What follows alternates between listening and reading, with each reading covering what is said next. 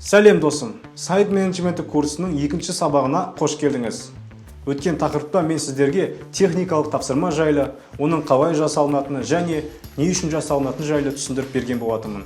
Бүгінгі тақырыпта біз техникалық тапсырмадан кейінгі этап, яғни сайттың макетін жасау жайында айтатын боламыз. Сайттың макеті дегеніміз техникалық тапсырмаға сүйене отырып жасалынатын сайттың ең алғашқы сұлбасы, кескіні десек те болады. Сайт мамандары макетті көбінесе ағылшыншалап мокап деп те атайды. Мысалы, мен көбінесе макет емес, мокап деп атаймын. Өткен тақырыпта айтқан сайттың техникалық тапсырмасы жалпылама мәтін форматында жасалынатын болса, сайттың макеті көбінесе кескін сурет форматында жасалынады. Бұндай форматта біз болашақ сайттың кескін келбетін ыңғайлы түрде көре отырып, қажет жағдайда оны жылдам әрі оңай өзгертіп өңдеуге мүмкіндік аламыз. Батырмалар қайда орналасу керек, сайттың мәтіндері қайда жазылу керек, және де тағы басқа мыңдаған сайттың элементтерін қалай орналасу керектігін осы макетте түсіріп анықтап аламыз. Макетті жасаудың ең басты мақсаты болашақ сайттың кескін келбеті мен құрылымын соңғы рет анықтап нақтылау. Яғни макеттің арқасында біз сайт мамандарының бір жұмысты бірнеше рет жасауының алдын аламыз.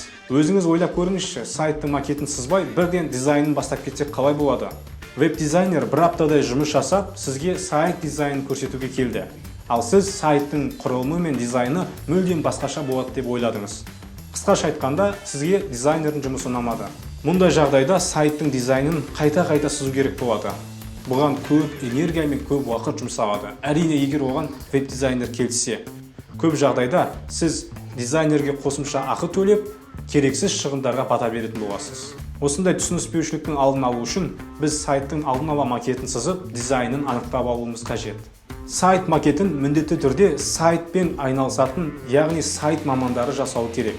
Өйткені сайт макетін жасау процесі маркетинг, бағдарламалау, копирайтинг, веб-дизайн салаларынан базалық білімді қажет етеді.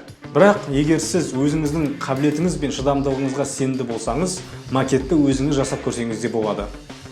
Сайт макетін жасауға арналған көптеген дайын бағдарламалар, онлайн сервистер, яғни сайттар бар. Біздің Pixoft командамыз mockups.com сайтын қолданады. Сізге де соны ұсынамын. Қолыңызда компьютер немесе ноутбук болса болғаны, сайтқа кіріп, тіркеліп, бірден макет жасауға кірісіп кетсеңіз болады. Әрине, бұл сайттың қызметі белгілі бір деңгейге дейін ғана тегін.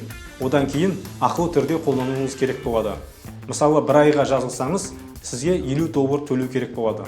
Бұл бағдарламаны өзіңіздің тек бір ғана сайтыңызды қолдану өте тиімсіз болады. Сондықтан да мен сіздерге сайт мамандарына жүгінуге кеңес беремін. Тағы да көбірек қосымша ақпарат алғыңыз келсе, біздің pixoft.kz Instagram және YouTube парақшамызға жазылыңыз. Ол парақшаларда кәсіпкерлер мен маркетологтарға арналған сайт жайлы пайдалы ақпараттар және біздің жұмыс процестеріміз жарияланатын болады. Бүгінгі сабақ сіздерге түсінікті әрі пайдалы болды деген ойдамын. Лайк басып пікір қалдыруды ұмытпаңыздар. Келесі сабақта кездескенше.